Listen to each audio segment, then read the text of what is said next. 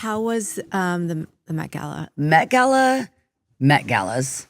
You know, where you're kind of, I'm sitting with strangers. I sat this year with Cartier because I was wearing Alaya, who does not have a table. Okay. So I was kind of the misfit, which I'm always okay with. I'm used to that. It was fine. But it's just an interesting situation because everything that makes you comfortable is taken from you. You know, I think they should add you get a +1 for your stylist. Because you're like, you know. That's why people, I guess, go with their designer sometimes. Right, because they totally. And my designer is dead. So who were you sitting with then? I sat with a bunch of people that I didn't really know. But I always make friends there. I really like John Baptiste. I thought he was like so cool. I love him. He was my most memorable like guest because I just sat and talked to him forever. He's super awesome. Aw. He like sat down. The first thing he asked me was, "What's your favorite key to sing in?" Just no one's ever asked me before. And he goes, "I'm guessing it's a G or a C, but I think F would probably be your ceiling." And said that right away. I'm like, "You're my friend. I like you." And what is your favorite key? He was right, G and C. He was spot on. He was amazing. All right. We're going to talk a little bit about the past. Going to talk a little bit about, obviously, your new music. So we're just going to wander. Whatever, you want to take a break, by all means. I appreciate do it. so. I feel good. I like being in this room. This room's good. Oh, we like it. Yeah. All right. This is I've good. got a pretty good compass of like where I feel at home now. And so just being able to sit in a space where you feel really safe, always you get more clarity and more honesty. And that's what I'm always looking for. You know, I've interviewed you before. You look really familiar to me. No, we never saw each other because I was at NPR. The voice. I was a new host back then. I hadn't done a lot of celebrity interviews. And you came on and said, ask me anything at all. It's, you know, no holds barred. And I had no idea what to do with that. I literally just froze and thought, I don't know what to ask Miley Cyrus if she's saying, ask me anything. And I was wondering, as I've watched you kind of evolve, if you would say something like that now, starting an interview. It depends who I'm with. I think I would say something like that now, but with, you know, maybe just paying a little closer attention. But yeah, you could ask me anything because now I learned that I'm in control, which is probably why I said it to you then. The worst that happens is I just leave the room and say, you know, I'll be right back, and then just don't come back.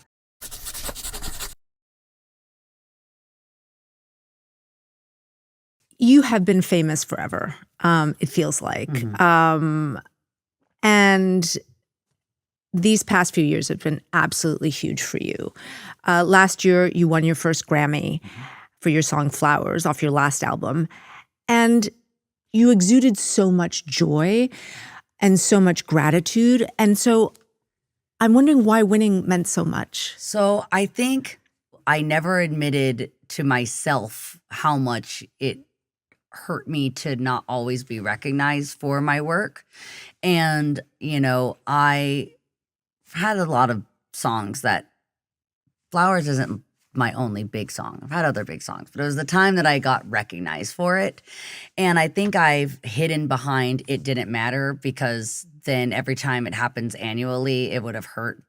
And so when I finally did get recognized, again, it was just like an extra layer of that bandage over something that I didn't even know really hurt me. And, you know, now I have enough understanding to say, like, I don't need to win, but like anyone, I want to. Why do you think it took so long? I think when you do things your own way, you're always, you know, respectfully a little bit ahead because I like to open the door.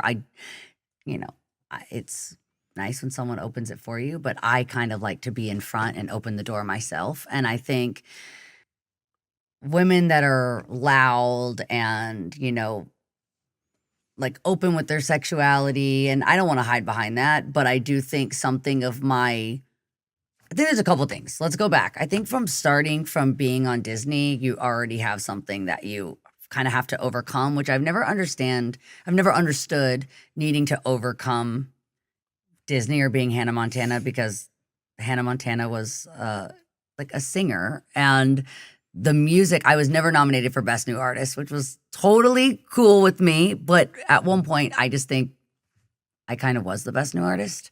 And if it wasn't the best, it was the most impactful to a certain generation that there's there should be some sort of recognition for that. And also the amount of work that I was putting in was so heavy. So I think with the Grammys, it was like overcoming Disney, overcoming the character. And then when I left the character behind, like all the way behind, like it was like, okay, cut. I am officially like so me that I think I just went so many steps ahead really fast. And I don't think that everyone could completely, keep up. But then also female rebellion has always been something that, takes a little while for critics and for, sophisticated shows to totally take that woman seriously.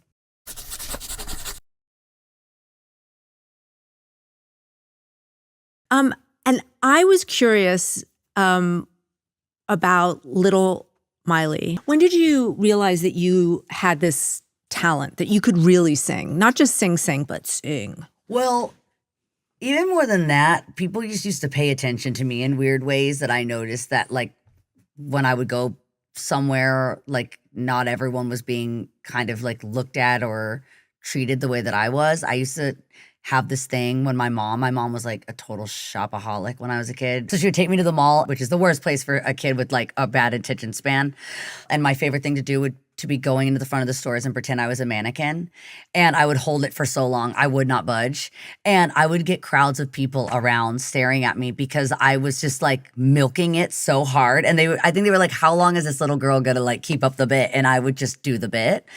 And so I definitely noticed that like people kind of, there was something magnetic between me and other people. And I don't say they were magnetized to me. I was actually like we were to each other. With the singing, I would just always sing on stage, and I didn't know if people were just cheering because I was, like little and it was cute for me to come out and do like Elvis songs or whatever. But I guess, I never really thought like, oh, I can really sing. I just know that people were reacting, and so that's what I was going off of. I wasn't thinking about, is this good or bad? I was just watching people light up and going like, yeah, that's what I want. I want you to react to me. I heard you mention briefly in a recent interview with David Letterman that you were bullied in middle school before you left for Hollywood and Hannah Montana. And, I'm the mother of a 12-year-old girl, and ouch, I feel for her. Yeah, middle school is terrible. And I'm wondering what you took away from that period of your life where all of a sudden you go off to have like this amazing success, but, you had this really painful time. Like, why was that happening? I don't know if there was a reason, that I was like specifically chosen to be bullied. I think a lot of what did it for me in middle school was the attention that I had on me because of my dad. And just, people like, I guess, putting on to me that I thought that I was, special in this other way. And it wasn't about, I don't think what hurt them was that I was special, but it was that it just made them feel not special. And I also, as outgoing as I was, middle school was kind of a shy time for me. I kind of shut down at that time just because, bullying just takes so much from you. You just don't want attention. And so I kind of like wanted to be under the radar when I was in middle school. I chilled out. When I was like in elementary school, I liked all the attention. But then once I got to middle school, I didn't like it so much because just people got too mean, too cruel. And I didn't like have all the boyfriends or anything like that. Like there's like 4 guys I'm thinking of that I'm like, I really liked so many guys and like they just weren't really liking me back quite as much. And there was like, I wasn't the most like popular girl in school.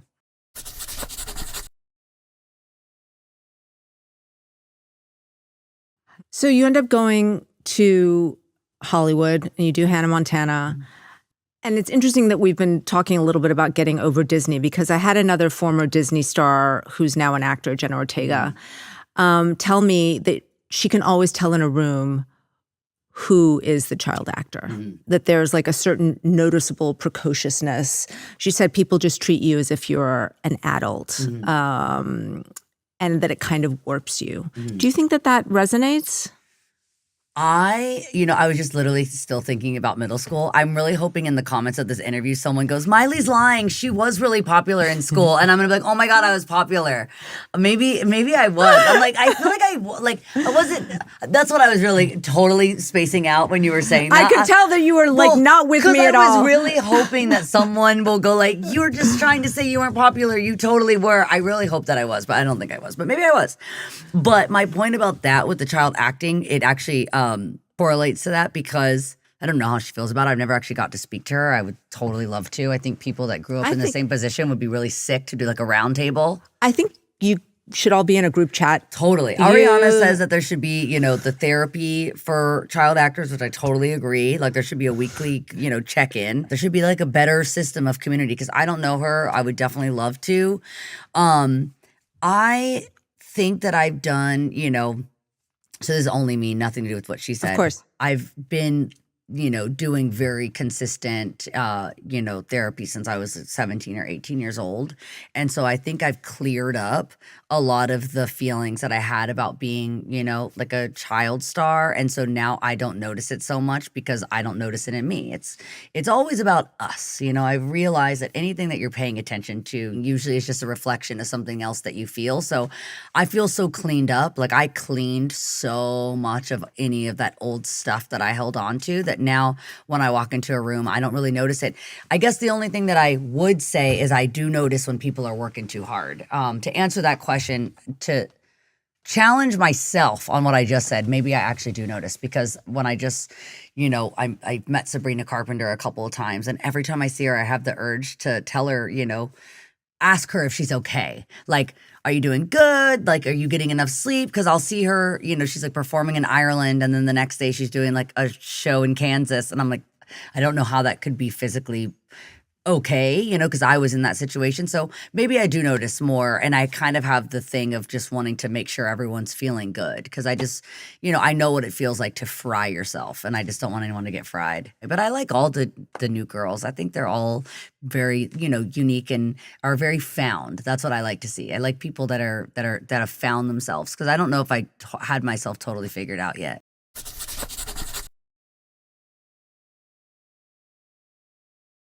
You've talked some about therapy, and it's just something I just wanted to ask you because you've discussed doing EMDR, and I did EMDR. I love it. Saved my life. And I'm just wondering about that, what it did for you, how it helped you, because it's a very specific type of therapy that really, is to do with trauma. Yeah. The first thing that happened was I was guided to seat myself on a train. Did you do it this way where you watch it pass you by? And it's so weird because it's like watching a movie in your mind, but it's different than dreaming. You're kind of more in yourself, but still in another place of consciousness that's really hard to describe unless you've been in that hypnotic state. And like I see myself sit down on the train and he says, just watch your movie, like watch your life like a movie and watch it pass you by through the windows. And I see all these times just like, just like frames of these moments, like a film. And he goes, what's the feeling of anxiety that comes up for you when you're performing? And I never even thought about it before, but in my hypnotic place said, I just want them to love me so bad. And he said, when was the first time you felt that way? And then suddenly the train stopped moving forward and it started going backwards. And I saw myself, it sounds so trippy, but this is medical. This is real. It is real. I've done it. It's real. I saw myself in the womb of my biological grandmother because my mom was adopted. And I heard my mom's biological parents talking about putting her up for adoption. And I felt myself being inside of her womb as my mother, hearing them speaking about giving her away. And my mom thinking, I just want them to want me. I want them to love me so bad. Huh. And then when's the next time you felt that way? Fast forward, I see my mom being handed to my grandmother who adopted her, who's my everything, Loretta. That's my mammy. She was the one that did the meet and greets. So handing to her. And then just like that, I see myself being handed to my grandmother too as a baby. So I realized because my mom had a really intense very dangerous pregnancy with me. So I wasn't actually handed to my mom. I was handed to my grandma. So I saw myself being handed to the same woman that my mom was handed to. And I felt our unison right away. And he's like, keep going, keep going. And I found myself on a mountaintop in a place that I had experienced a lot of like trauma in the snow in Montana. It was just like a moment that it was just a really intense kind of like, I guess just being surrounded by nature, you know, it really puts you in your place. And I saw myself there as a little girl in a coat that I used to love, this like little red coat with a red beret. And I saw all these people that had brought me so much peace and love all of a sudden show up. So my dog that died a couple years ago, my grandma, my mom, it'll get me, my boyfriend that I have now, and they all grabbed me by the hands and we started playing Ring Around the Rosie. And I came out of it and I've never had stage fright again. Ever. Wow. I don't have stage fright anymore. Now, I did more sessions because there was so much more under that. But I think the thing that I had of I want them to love me so bad, it wasn't mine, it was my mom's. And I think maybe it pained me for her to carry it, so I've been carrying it for her. I do that sometimes, so that's something I'm working on.